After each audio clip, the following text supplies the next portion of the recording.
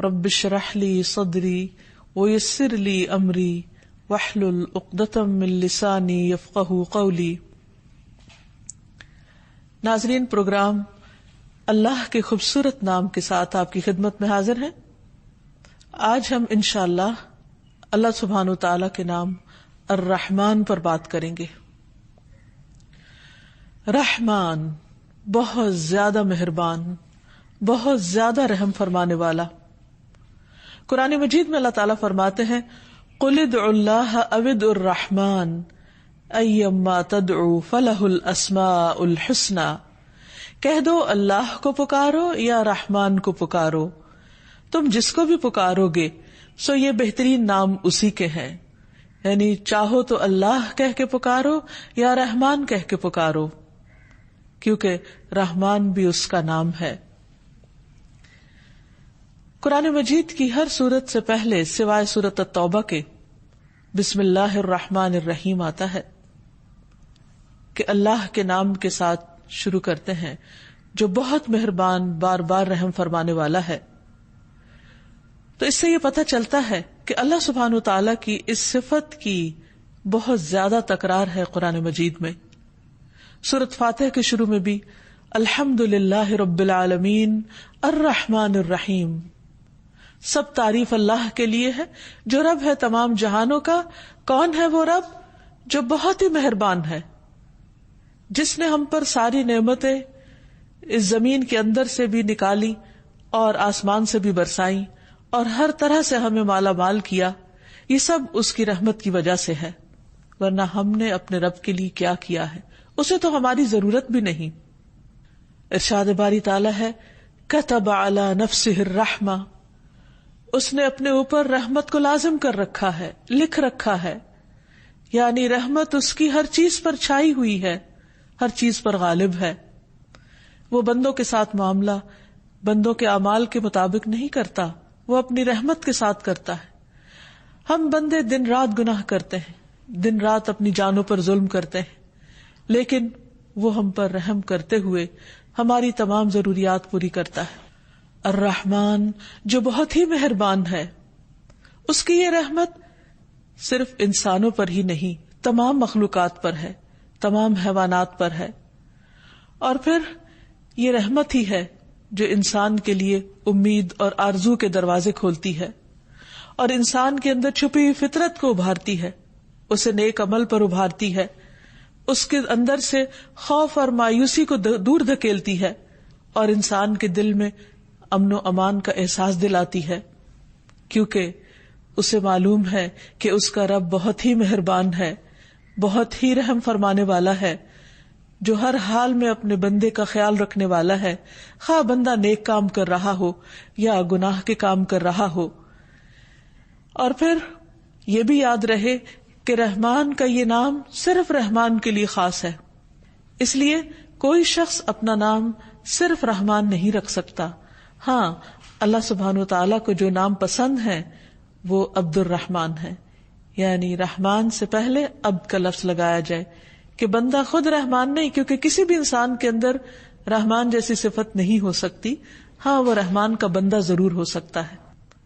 قرآن مجید میں متعدد جگہوں پر اللہ سبحانہ وتعالیٰ کے اس نام کا ذکر آیا ہے، تقریباً 45 جگہوں پر بسم اللہ الرحمن الرحیم کے علاوہ، اور قرآن مجید کی ایک سورت بھی اس نام سے ہے، سورۃ الرحمن، جو بہت ہی خوبصورت اور بہت ہی پیاری سورت ہے، جس میں اللہ سبحانہ وتعالیٰ کی بہت ساری نعمتوں کا ذکر ہوا ہے جو اس نے اپنے بندوں کے لیے دنیا اور آخرت میں تیار کی ہیں۔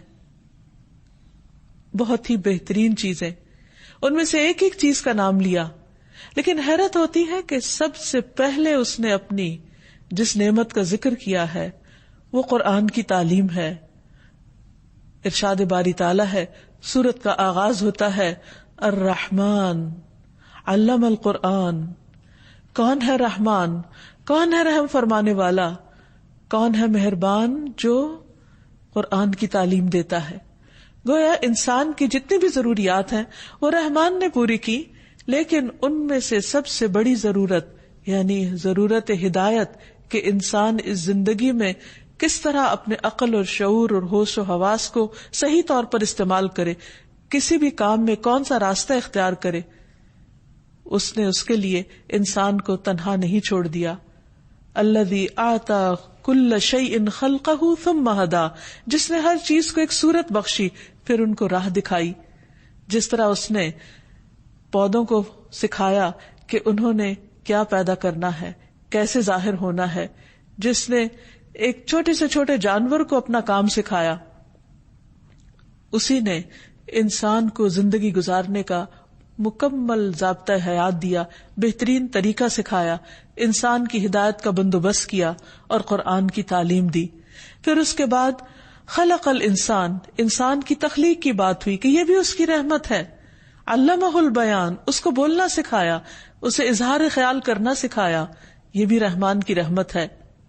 تو بہرحال اللہ سبحانہ وتعالی کی اتنی نعمتیں ہیں، اتنی رحمتیں ہیں کہ جن کو انسان شمار نہیں کر سکتا، ان کو گن نہیں سکتا.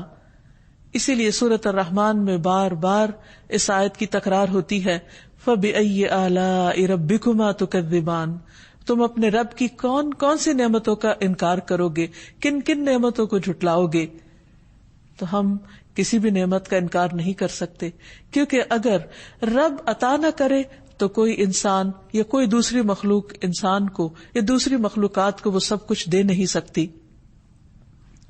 اسی طرح قرآن مجید میں ایک اور جگہ پر آتا ہے، هو اللہ الذی لا الہ الا هو عالم الغیب والشہادہ هو الرحمن الرحیم، کہ وہ اللہ کون ہے، اس کا تعارف کیا ہے، وہی جس کے سوا کوئی الہ نہیں، جو غیب اور حاضر کا جاننے والا، جو بہت ہی مہربان، بہت ہی لطف و کرم کرنے والا اور بار بار رحم کرنے والا رب ہے. ایک اور جگہ پر فرمایا کہ یہ قرآن تنزیل من الرحمن الرحیم، یہ رحمان الرحیم کی طرف سے نازل کردہ ہے. یہاں پر ایک اور حیرت کی بات یہ ہے کہ رحمان کے ساتھ مزید تاکید کے لیے صفت الرحیم کا بھی بار بار ذکر آتا ہے، یعنی اس کی رحمت خاص بھی ہے اور اس کی رحمت عام بھی ہے، اس کی رحمت انسانوں پر بھی ہے اور اس کی رحمت حیوانوں پر بھی ہے، اس کی رحمت ماننے والوں پر بھی ہے اور اس کی رحمت ان پر بھی ہے جو اس کے وجود کا ہی انکار کرتے ہیں یا اس کے ساتھ دوسروں کو شریک ٹھہراتے ہیں. ایسی رحمت اور کس کے اندر ہوگی؟ پھر اسی طرح نبی صلی اللہ علیہ وسلم نے بھی متعدد احادیث میں اللہ سبحانہ وتعالی کی اس صفت کا ذکر کیا ہے، اس نام کا ذکر کیا ہے اور اس کی نسبت سے کچھ تعلیمات دی ہیں. مثلاً ایک حدیث میں نبی صلی اللہ علیہ وسلم نے فرمایا، گھوڑے 3 قسم کے ہوتے ہیں، بعض گھوڑے تو رحمان کے ہوتے ہیں اور بعض انسان کے اور بعض شیطان کے، اور رحمان کا گھوڑا تو وہ ہوتا ہے جسے اللہ کے راستے میں باندھا جائے. تو گویا اللہ سبحانہ وتعالیٰ کی یہ رحمت ہے کہ اس نے ہمارے لیے سواریوں کا انتظام کیا، یہ اس کی رحمت ہے کہ اس نے ہمارے کھانے پینے کے لیے طرح طرح کی چیزیں اگائی، اس کی رحمت ہے کہ اس نے ہمارے زبان کو ذائقہ کی قوت دی کہ ہم مختلف چیزوں کو چکھ سکے اور ان سے لطف اٹھا سکے. یہ اس کی رحمت ہے کہ اس نے صرف چکھنے کی نہیں سونگنے کی صلاحیت بھی دی تاکہ جو چیز کھا رہے ہیں اس کے ذائقے کے ساتھ ساتھ اس کی خوشبو سے بھی فائدہ اٹھائیں. پھر اس نے ہمیں دیکھنے کی صلاحیت بخشی، یہ بھی اس کی رحمت ہے کہ جب ہم دیکھتے ہیں تو دیکھ کر بھی اس سے لطف اٹھاتے ہیں. پھر اسی طرح اس نے چھونے کی صلاحیت دی، اس کی مختلف طرح کی نعمتوں کو جب ہم کھا رہے ہوتے ہیں یا استعمال کر رہے ہوتے ہیں تو ان کو ہاتھوں سے چھو کر بھی ایک لذت حاصل کرتے ہیں. یہ سب کچھ اس کی رحمت ہی تو ہے کہ اس نے اپنے بندے کو اتنی بہترین قوتوں اور صلاحیتوں سے نوازا ہے. ان ساری نعمتوں کے ہوتے ہوئے انسان اپنے رب کا بڑا ہی ناشکرا ہے، اور رب اس بات کا شکوہ بھی کرتے ہیں. وہ رب رحیم قرآن مجید میں ہمیں بتاتے ہیں کہ بعض لوگ ایسے ہیں کہ جو رحمان کی ان نعمتوں کو، اس رحمت کو محسوس ہی نہیں کرتے. قرآن مجید میں آتا ہے، وَإِذَا رَآكَ الَّذِينَ كَفَرُوا إِن يَتَّخِذُونَكَ إِلَّا هُزُوًا أَهَذَا الَّذِي يَذْكُرُ آلِهَتَكُمْ وَهُمْ بِذِكْرِ الرَّحْمَنِ هُمْ كَافِرُونَ. اور جب یہ منکر آپ کو دیکھتے ہیں تو بس مذاق ہی اڑانے لگتے ہیں، کہتے ہیں کیا یہی ہے وہ شخص جو تمہارے معبودوں کا ذکر کرتا ہے، جبکہ وہ خود رحمان کے ذکر سے منکر ہیں.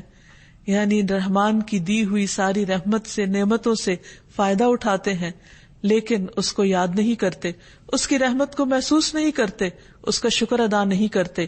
اور جب ان سے کہا جاتا ہے کہ رحمان کو سجدہ کرو تو کہتے ہیں وہ رحمان کیا ہوتا ہے؟ وَإِذَا قِيلَ لَهُمُ اسْجُدُوا لِلرَّحْمَنِ قَالُوا وَمَا الرَّحْمَنُ أَنَسْجُدُ لِمَا تَأْمُرُنَا وَزَادَهُمْ نُفُورًا، اور جب انہیں کہا جاتا ہے کہ رحمان کو سجدہ کرو تو کہتے ہیں کہ رحمان کیا ہوتا ہے؟ کیا ہم اس کو سجدہ کریں جس کا تو ہمیں حکم دیتا ہے؟ اور یہ دعوت ان کی نفرت میں مزید اضافہ کرتی ہے. لیکن اس کے باوجود کہ وہ رحمان کو سجدہ نہیں کرتے، وہ اس کی نعمتوں کا اعتراف نہیں کرتے، وہ اس کی مہربانیوں کو محسوس نہیں کرتے، رحمان اپنی رحمت کرنا بند نہیں کرتا، پھر بھی وہ دن رات ان پر اپنی رحمت کرتا چلا جاتا ہے. پھر اسی طرح ہم دیکھتے ہیں کہ مشرکین مکہ بھی اللہ سبحانہ و تعالیٰ کی اس صفت کے ساتھ اس کے اس نام کو نہیں جانتے تھے، نہیں پہچانتے تھے. صلح حدیبیہ کا واقعہ تاریخ کا مشہور واقعہ ہے، جس میں سہیل بن عمر آیا تو کہنے لگا کہ ہمارے اور اپنے درمیان صلح کی ایک تحریر لکھ لے. چنانچہ نبی صلی اللہ علیہ وسلم نے کاتب کو بلوایا اور فرمایا کہ لکھو بسم اللہ الرحمن الرحیم، اللہ کے نام کے ساتھ جو مہربان ہے، رحمان ہے، بہت بار بار رحم فرمانے والا ہے. تو سہیل کہنے لگا اللہ کی قسم میں رحمان کو نہیں جانتا. یہ کس قدر حیرت کی بات ہے کہ جس کی رحمت سے ہم سانس لیتے ہیں، جس کی رحمت سے ہم چلتے پھرتے ہیں، جس کی رحمت سے یہ ساری کائنات ہمارے لیے مسخر کی گئی، جس کی رحمت کی وجہ سے ہمیں ہر چیز کی تعلیم دی گئی، ہمیں عقل اور سوچنے سمجھنے کی قوت دی گئی، اسی کو انسان نہ پہچانے، اسی کی ناشکری کرے. تو کہنے لگا کہ میں رحمان کو نہیں جانتا، وہ کیا چیز ہے؟ ہاں تم یوں لکھو بسمک اللہم، جیسے تم پہلے لکھا کرتے تھے. انسان کے لیے کس قدر بدقسمتی کی بات ہے کہ وہ اپنے رب کی رحمت کو محسوس نہ کرے، کیونکہ یہی رحمت انسان کے اندر ایک رقت پیدا کرتی ہے، اپنے رب کا ایک قرب نصیب کرتی ہے. اس رحمت کا احساس بندے کے اندر بندوں کے لیے بھی مہربانی کا جذبہ پیدا کرتا ہے.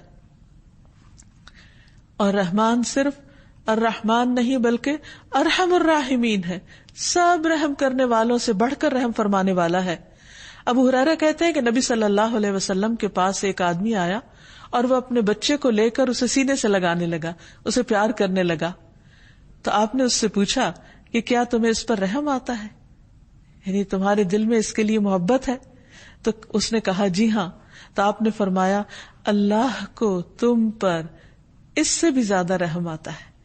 یعنی جس طرح ایک والد یا ایک ماں اپنے بچے سے پیار کرتی ہے اور اس پر رحم کرتی ہے، اس پر شفقت کرتی ہے، اس کا خیال کرتی ہے، اس کی نگہبانی کرتی ہے، فرمایا اللہ سبحانہ وتعالیٰ کو اس سے بھی زیادہ تم پر رحم آتا ہے جس طرح تمہیں اپنے اس بچے پر رحم آتا ہے، اور وہ ارحم الراحمین ہے، سب سے بڑھ کر رحم فرمانے والا ہے، اور اس کی رحمت اس کے غضب پر غالب ہے. حضرت ابو ہریرہ کہتے ہیں کہ رسول اللہ صلی اللہ علیہ وسلم نے فرمایا جب اللہ تعالیٰ مخلوق کو پیدا کر چکا تو اپنی کتاب یعنی لوح محفوظ میں جو اس کے پاس عرش پر موجود ہے اس نے یہ لکھ دیا کہ میری رحمت میرے غضب پر حاوی ہے. یعنی اللہ سبحانہ تعالیٰ کی رحمت اس کے غصے اور اس کے غضب سے کہیں زیادہ ہے.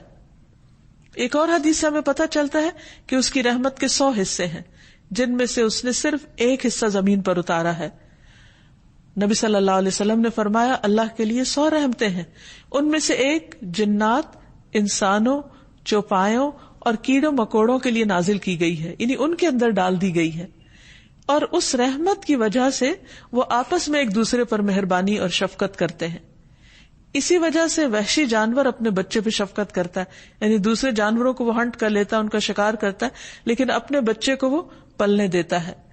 اور اللہ سبحانہ وتعالیٰ نے 99 رحمتیں بچا کر رکھی ہیں جن سے وہ قیامت کے دن اپنے بندوں پر رحمت کرے گا، کیونکہ قیامت کے دن کوئی بھی ایسا نہ ہوگا کہ جس کے اعمال ایسے ہوں کہ وہ صرف اپنے اعمال کی وجہ سے جنت میں جا سکے. اسی لیے اللہ سبحانہ وتعالیٰ نے جنت کو بھی اپنی رحمت کہا ہے کہ انتی رحمتی، تو میری رحمت ہے، ارحم بکی من اشاء، تیرے ذریعے میں جس پہ چاہوں گا رحم فرماؤں گا. یعنی کسی بھی انسان کا جنت میں جانا صرف اور صرف اللہ کی رحمت کی بنا پر ہے. پھر سوال یہ پیدا ہوتا ہے کہ اگر اللہ کی رحمت سے ہی جنت میں جانا ہے تو پھر اچھے عمل کی کیا ضرورت ہے؟ ہاں، اچھے اعمال، نیک اعمال، اللہ سبحانہ تعالیٰ کو راضی کرنے والے اعمال اللہ کی رحمت کو جوش میں لاتے ہیں. وہ اس کی رحمت کو لانے کا سبب بنتے ہیں.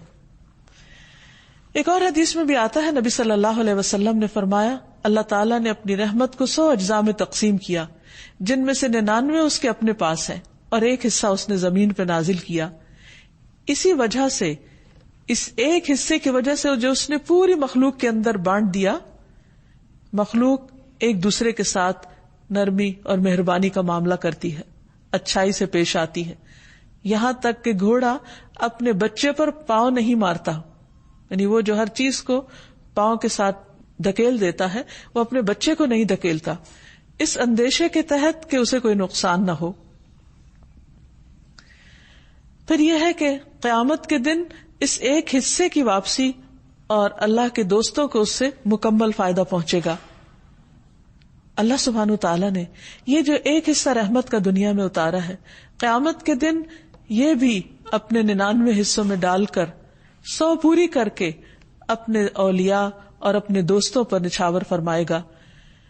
رسول اللہ صلی اللہ علیہ وسلم نے فرمایا اللہ تعالیٰ کے پاس 100 رحمتیں ہیں، جن میں سے اللہ نے تمام زمین والوں پر صرف ایک رحمت نازل کی ہے اور باقی 99 اللہ تعالیٰ نے اپنے اولیاء کے لیے رکھ چھوڑی ہیں.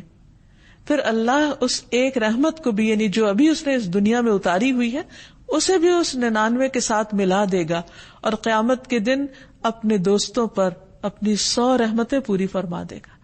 تو آپ سوچئے کہ پھر وہ کیسا انعام ہوگا، کیسا اکرام ہوگا، کیسا احسان ہوگا جو وہ اپنے بندوں پر کرے گا. اللہ سبحانہ وتعالیٰ کی رحمت محسنین کے بہت قریب ہے، جیسے کہ ارشاد فرمایا ان رحمت اللہ قریب من المحسنین. اللہ کی رحمت نیکی کرنے والوں، احسان کرنے والوں کے بہت قریب ہے. یعنی ویسے تو اللہ سبحانہ وتعالیٰ کی رحمت ہر ایک کے لیے ہے، لیکن قیامت کے دن وہ خاص اس کے دوستوں کے لیے ہوگی. وہ دوست کون ہیں؟ جو اللہ سبحانہ وتعالیٰ کو اس دنیا میں راضی کرتے ہیں، اس کے احکامات پر چلتے ہیں، اس کی عبادت کرتے ہیں، اس کی اطاعت کرتے ہیں، اس کی خوشی کو اپنی خوشی پر مقدم رکھتے ہیں، اس کی رضا کو اپنی رضا کے آگے رکھتے ہیں. ایسے لوگوں پر اللہ سبحانہ وتعالیٰ اپنی رحمتیں تمام کر دے گا. پھر اسی طرح یہ ہے کہ قیامت کے دن اللہ کے نافرمانوں پر بھی کچھ رحمت ہوگی.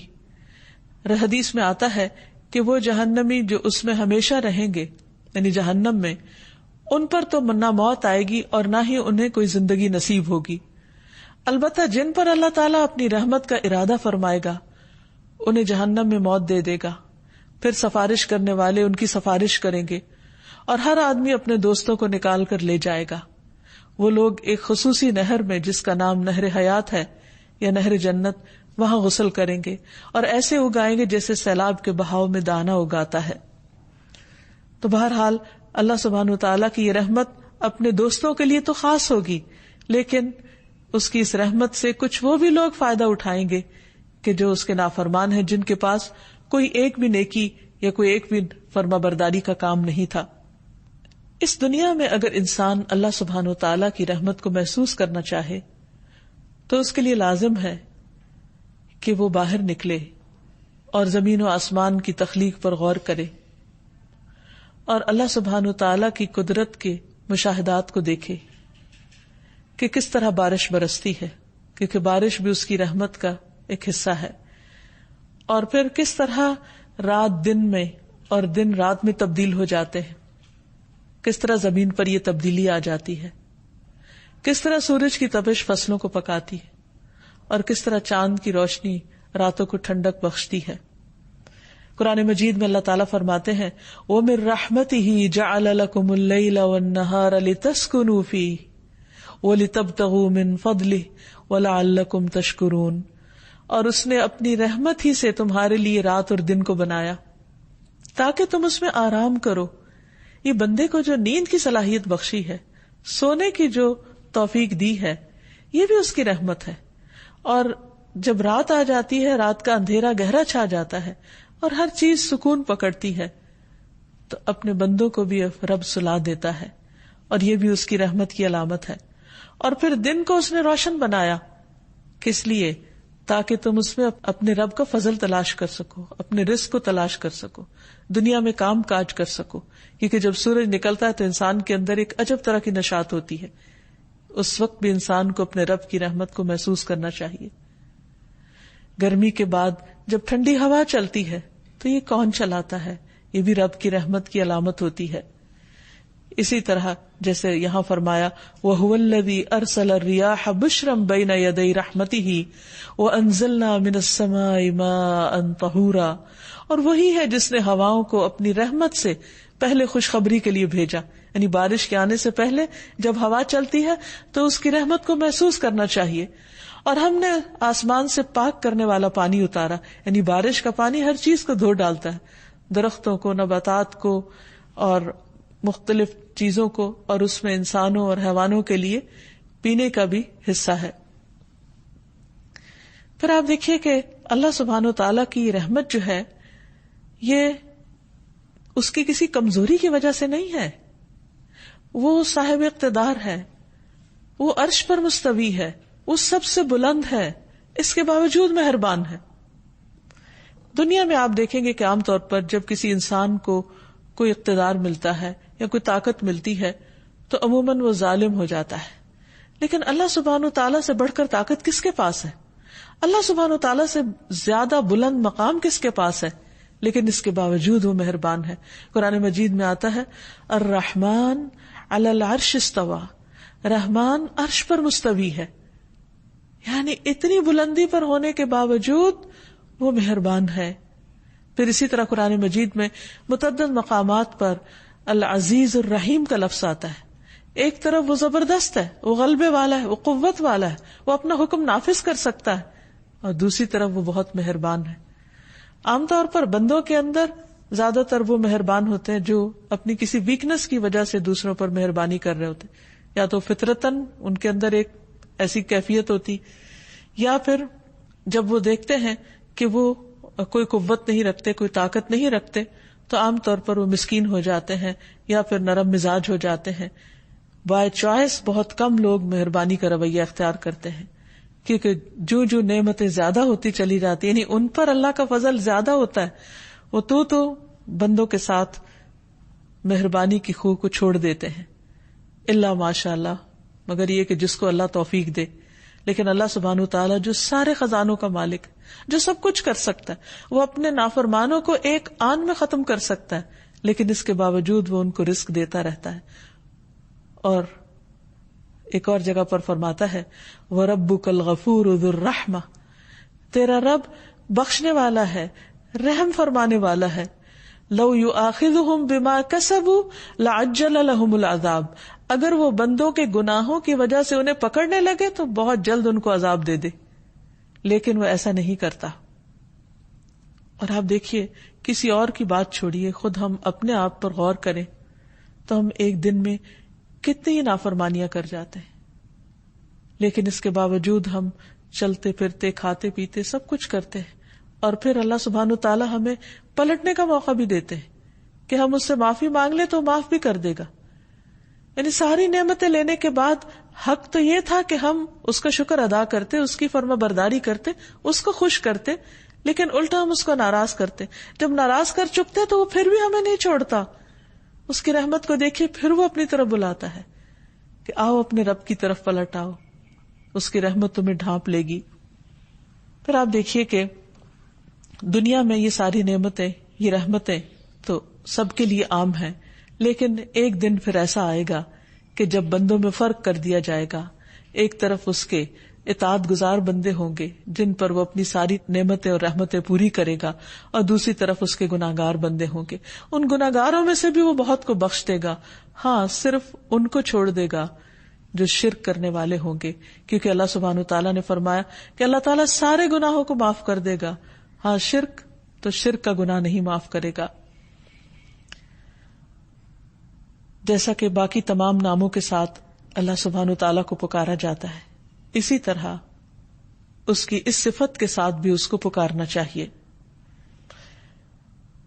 نبی صلی اللہ علیہ وسلم نے کچھ ایسی دعائیں سکھائی ہیں کہ جن میں رحمان کا ذکر آتا ہے.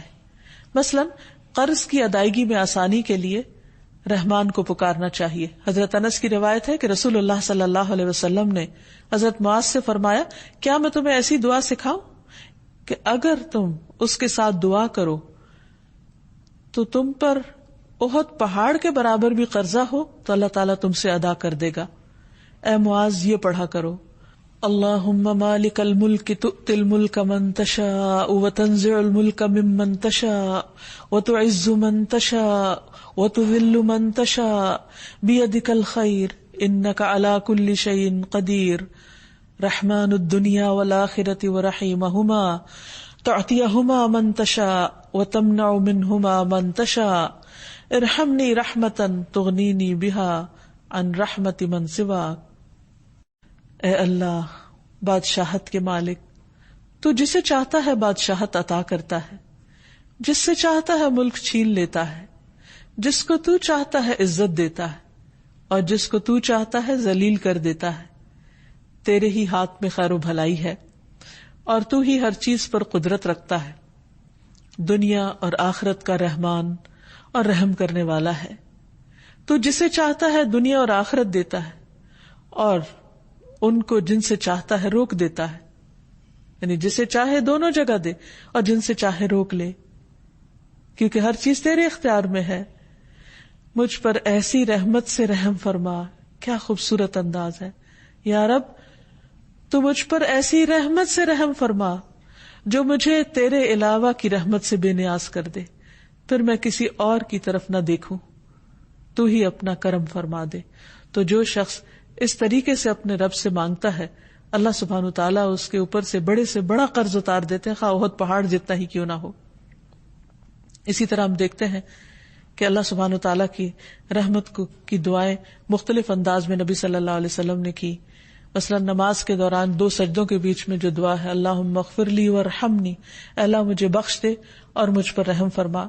اسی طرح قرآنی دعاؤں میں بھی واعف عنا واغفر لنا وارحمنا کے الفاظ آتے ہیں کہ اللہ تو ہمیں معاف کر دے، ہمیں بخش دے اور ہم پر رحم فرما. والدین کے لیے خاص دعا جو اللہ تعالیٰ نے سکھائی اپنے بندوں کو، وہ بھی رحمت ہی کی دعا ہے. وَقُلْ رَبِّ ارْحَمْهُمَا كَمَا رَبَّيَانِي صَغِيرًا، اے اللہ ان دونوں پر یعنی میرے والدین پر رحم فرما جیسے انہوں نے چھوٹا ہونے کی حالت میں مجھے پالا تھا، یعنی جیسے یہ میرے لیے مہربان تھے تو ان کے لیے مہربان ہو جا. ایک اور جگہ پر آتا ہے وَقُلْ رَبِّ اغْفِرْ وَارْحَمْ وَأَنْتَ خَيْرُ الرَّاحِمِينَ، آپ کہہ دیجئے اے میرے رب بخش دے اور رحم فرما، اور تو رحم کرنے والوں میں سب سے زیادہ رحم فرمانے والا ہے. پھر اسی طرح ایوب علیہ السلام کی تکلیف جب زیادہ ہو گئی تو انہوں نے اپنے رب کو پکارا، انی مسنی الضر وانت ارحم الراحمین، تو رب کی رحمت جوش میں آ گئی اور ان کی تکلیف جو پچھلے 18 سال سے ان کے لیے باعث اذیت تھی، اللہ سبحانہ وتعالی نے ان کی تکلیف کو اس دعا کی وجہ سے دور کر دیا. پھر اسی طرح موسیٰ علیہ السلام نے دعا مانگی، رب اغفر لی ولأخی وادخلنا فی رحمتک وانت ارحم الراحمین، اللہ مجھے بخش دے اور میرے بھائی کو بخش دے اور ہمیں اپنی رحمت میں داخل کر لے، اور تو سب سے بڑھ کر رحم فرمانے والا ہے. تو بات یہ ہے کہ انسان پر جس بھی قسم کی مشکلات ہوں اور اس کے جیسے بھی حالات ہوں اور وہ جتنا بھی گناہگار ہو، اس نے کوئی بھی اگر زندگی میں زیادتی کی ہو تو اسے اپنے رب کی رحمت سے مایوس نہیں ہونا چاہیے.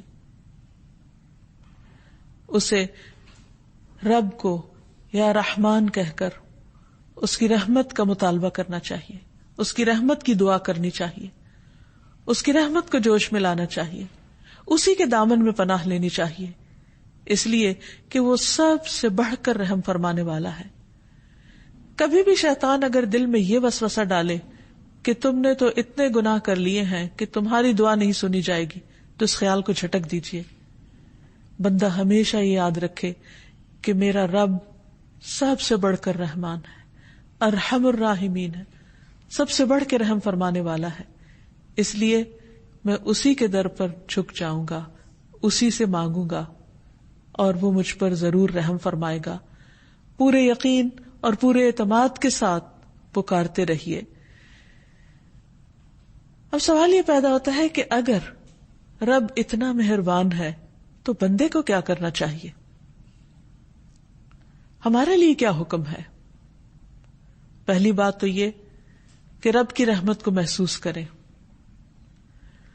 مختلف آیات اور مختلف نشانیوں میں اس کی رحمت کو پہچانیں، خود اپنے وجود اور خود کو ملنے والی نعمتوں کی پہچان کریں، ان کو شمار کریں، ان کا احساس کریں، پھر اپنے گناہوں کو دیکھیں اور پھر اپنے اندر ایسی صفات پیدا کرنے کی کوشش کریں کہ جو رحمان کو پسند ہو، تاکہ ہم عباد الرحمن بن جائیں۔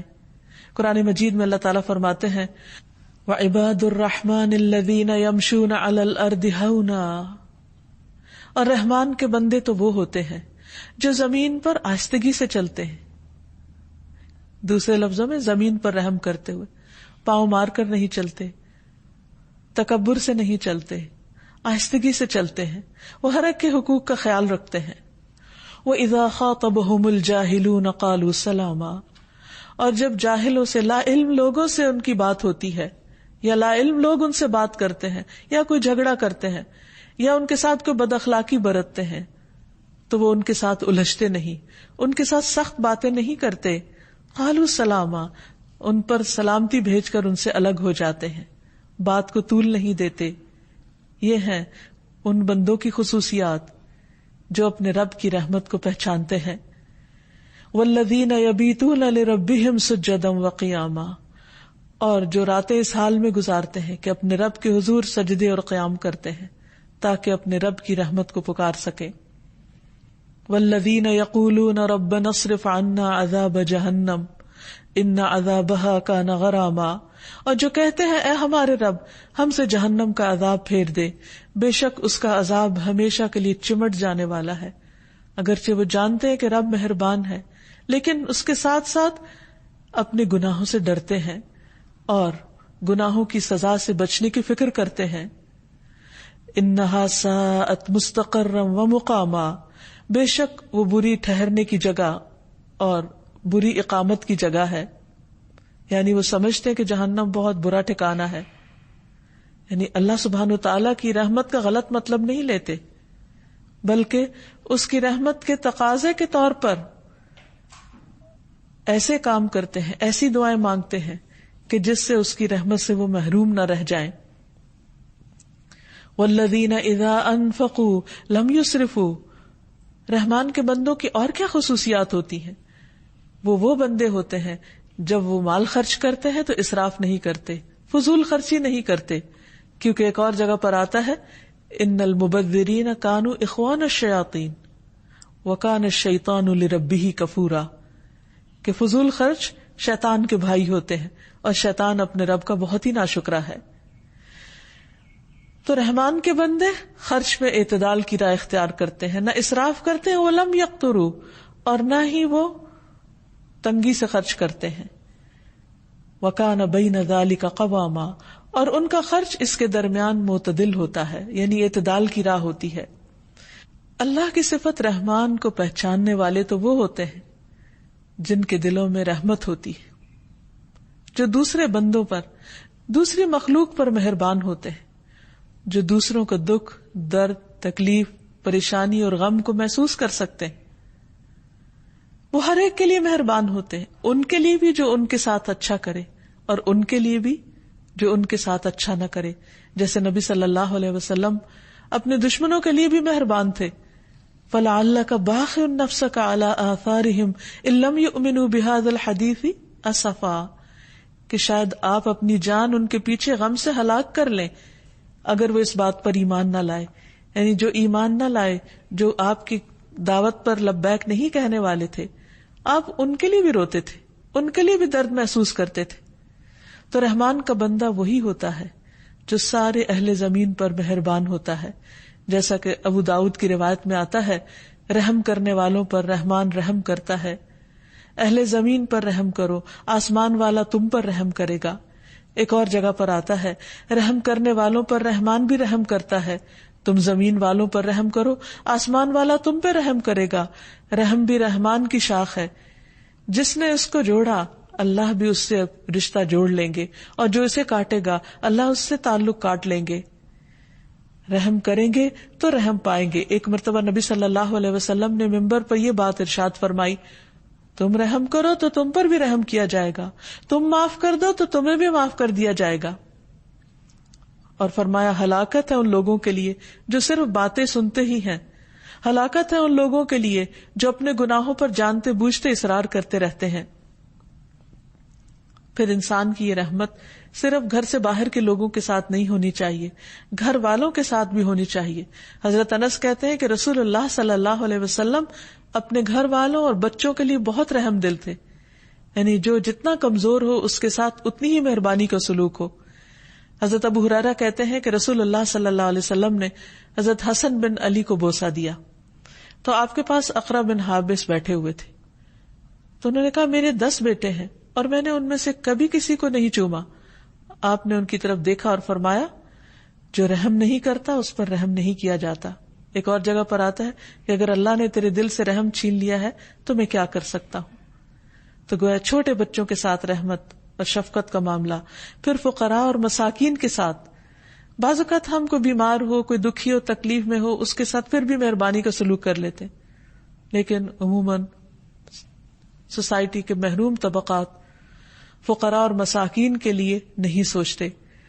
حالانکہ ابو ذر رضی اللہ عنہ کی روایت میں ہے کہ مجھے میرے خلیل نے 5 باتوں کا حکم دیا، یعنی نبی صلی اللہ علیہ وسلم جو میرے دوست تھے انہوں نے 5 چیزوں کا حکم دیا۔ نمبر 1 مساکین پر رحم کرنے اور ان سے قریب رہنے کا۔ نمبر 2 اپنے سے نیچے والے کو دیکھنے اور اوپر والے کو نہ دیکھنے کا۔ نمبر 3 صلہ رحمی کرنے کا کہ اس کو نہ توڑا جائے۔ نمبر 4 حق بات یعنی سچ بات کہنے کا خواہ وہ تلخی کیوں نہ ہو، اور یہ کہ میں کثرت سے لا حول ولا قوت الا باللہ پڑھا کروں۔ پھر اسی طرح پرندوں اور جانوروں کے ساتھ رحم کرنے کا حکم ہے۔ نبی صلی اللہ علیہ وسلم نے فرمایا جس نے رحم کیا اگرچہ چڑیا کو ذبح کرنے کا معاملہ ہی کیوں نہ ہو، یعنی ایک جانور کو ہی ذبح کرنا کیوں نہ ہو، تو اللہ تعالیٰ قیامت کے دن اس پر رحم فرمائے گا۔ ایک آدمی نے کہا اللہ کے رسول صلی اللہ علیہ وسلم میں ایک بکری ذبح کرتا ہوں اور اس کے ساتھ شفقت کرتا ہوں، پیار سے اور اچھے طریقے سے۔ آپ نے فرمایا اگر تم بکری کے ساتھ شفقت کرتے ہو تو اللہ سبحانہ وتعالیٰ تم پر رحم فرمائے گا۔ تو حقیقت یہ ہے کہ ہمیں ہر ایک کا احساس کرنا چاہیے۔ آپ صلی اللہ علیہ وسلم نماز پڑھاتے ہوئے اگر کسی بچے کے رونے کی آواز سن لیتے تو آپ اپنی نماز کو مختصر کر دیتے تھے۔ بچے کی ماں پر رحمت کرتے ہوئے یا بچے پر رحمت کرتے ہوئے کہ وہ اپنی ماں کے لیے پریشان ہو رہا ہے، اور اس شخص میں کوئی خیر اور بھلائی نہیں جس کے اندر رحم کا جذبہ نہیں۔ اور نبی صلی اللہ علیہ وسلم پر جب دوزخ پیش کی گئی تو اس میں آپ نے بنی اسرائیل کی ایک عورت کو دیکھا جس نے بلی کو باندھ رکھا اور اس پر رحم نہ کیا اور اسے کھانے کے لیے کچھ نہ دیا اور نہ اسے چھوڑا کہ وہ خود اپنے لیے کچھ ڈھونڈ کر کھا لے۔ تو خواہ کوئی کتنا ہی عبادت گزار ہو، لیکن اگر وہ بندوں پر رحم نہیں کرتا تو وہ رحم کا مستحق نہیں۔